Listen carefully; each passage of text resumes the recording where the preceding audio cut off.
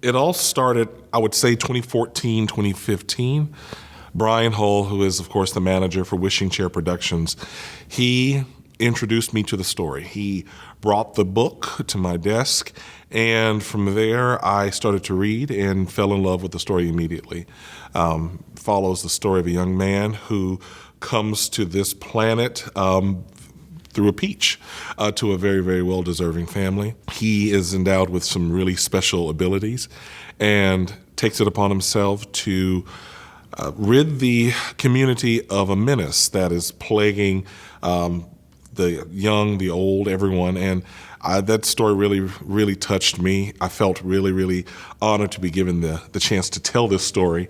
I didn't expect the show to completely change the way that it did. But once I started working on it, I completely changed everything that I had submitted to Brian. Still had no idea, no clue that Momotaro would be the way it is today. I had a chance to watch a few documentaries about the Japanese culture, and I was introduced to a Japanese byobu, which is a Japanese silk screen. It depicts different stories, and you can usually find them in Japanese temples, shrines, things of that nature. And it immediately opened my mind to the possibility of doing Momotaro in that same type of fashion, having a stylized Japanese byobu and being able to have the different locations appear right in front of this very, very, very beautiful piece of artwork. The Nashville Public Library, we have a relationship with the Cherry Blossom Festival. They hold it every year, every April. And the Consul General hosted a party. So when I went to this celebration, had a chance to meet some really wonderful people at the Japanese consulate, one of which, Cameron Manning, who deals with a lot of community engagement. And I started to speak to her about what I was working on, and she was intrigued by the story. She, of course, was familiar with it, but turning it into a puppet show was something that we don't have something like that in our collection, and I'm not quite sure if she's ever seen Momotaro done as a puppet show, but she was intrigued nevertheless. So I mentioned it to her that I was working on it, was introduced to the Consul General. He immediately engaged into the story before I could even tell him what I was working on. He was just telling me the story, and I was blown away by his excitement.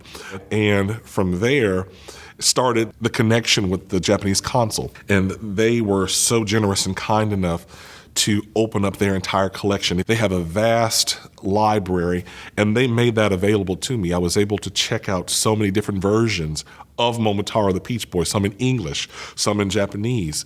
And it gave me a wider perspective of the story. I wanted to make sure that it was a very true, respectful interpretation of this classic tale. We were able to pull this story together, and the outcome is something that I'm very, very proud of, and it really does my heart good to see it and to be able to touch it and to listen to it.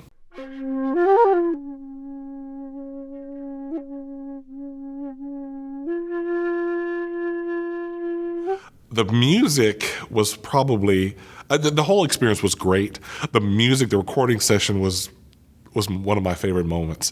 Had a chance to connect with local artists. It was my initial goal to have one instrument unique to Japan featured in every scene. So Mr. David Amon, he is playing the shakuhachi for scene 1.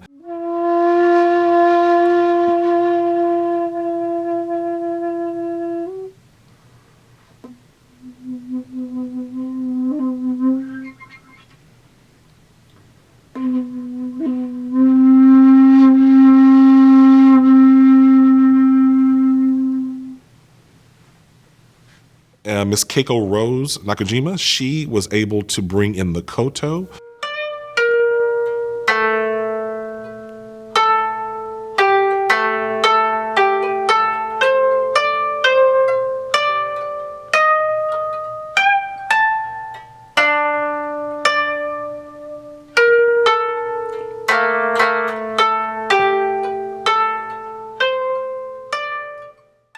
Nikki Wilson, my wife, she is featured playing the taiko drum.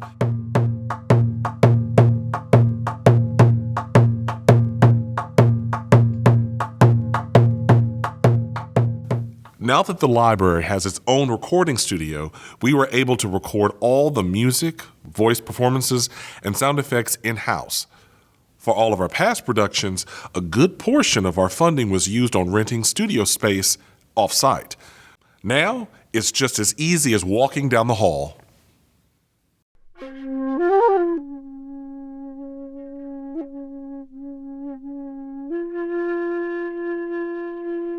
Definitely wanted to have as much Japanese influence or as much of the Japanese culture in the show as much as possible.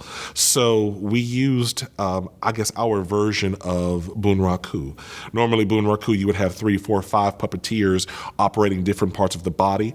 The idea is that this show is to go on the road, and for us on the puppet truck, we have 2 puppeteers. So we used a very, very special type of puppetry making process. We wanted to have the puppets carved out of wood and being able to have them operated by 2 people max. So we were able to work with wonderful artists Lucy Freeman, Morgan Maytons, Pete Carden. I made puppets as well for this particular show. Members of Wishing Chair Productions, they all chipped in to make different components, arms, legs. For Bunraku, these are rod puppets, so we're operating them with our hands. Once they were constructed, after they were carved, they were painted or stained. Then we were able to hand them off to Jane Miller, who created wonderful costumes. Rosie Wilson also made costumes as well for these particular characters. Some are covered in fur, some of them have feathers, and they really just bring a sense of life to the story. The byobu is the Japanese screen. That's a set series of colors. We usually have like the whites, the blues, and the blacks, or different variations of that on the byobu. But these puppets, they are vibrant red and green, so it's almost as if these characters are coming to life, popping against that wonderful blue-black, white backdrop, and it really adds a level of vibrance that makes me smile every time I see it.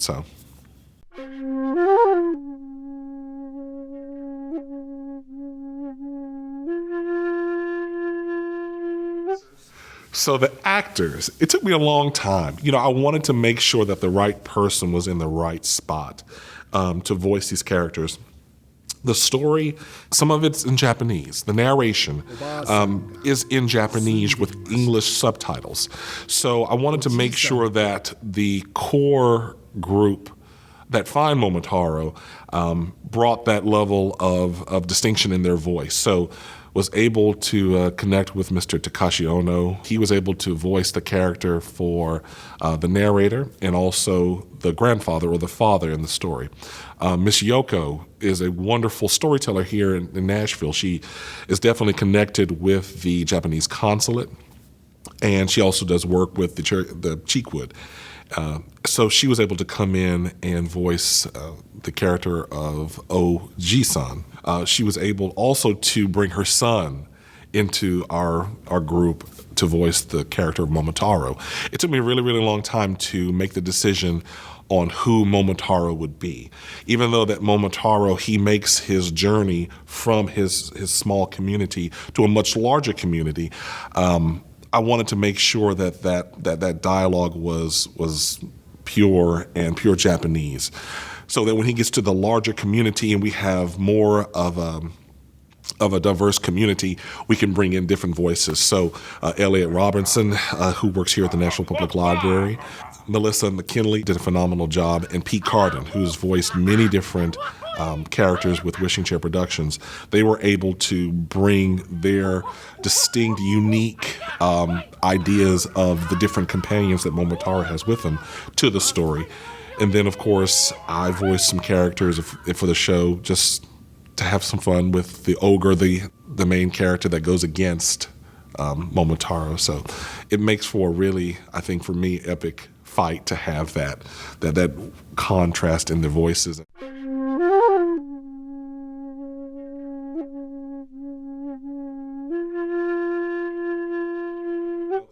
Being under that Bunraku mask, it really adds a layer that separates us from the audience. But being able to watch their reactions, being able to listen to parents read the story to their children, just to whisper the narration, was one of the major points, one of the reasons why I wanted to have it in Japanese, especially the narration, like to expose them to the beauty of that language that I immediately fell in love with was essential, and I think is important, especially if you're growing up, to have a wide understanding of the people around you, not just in this country, but around the world, and to appreciate their language. By having it spoken, I think was a huge part of my choice to have it in there, and to have the experience to listen to parents read the story to them.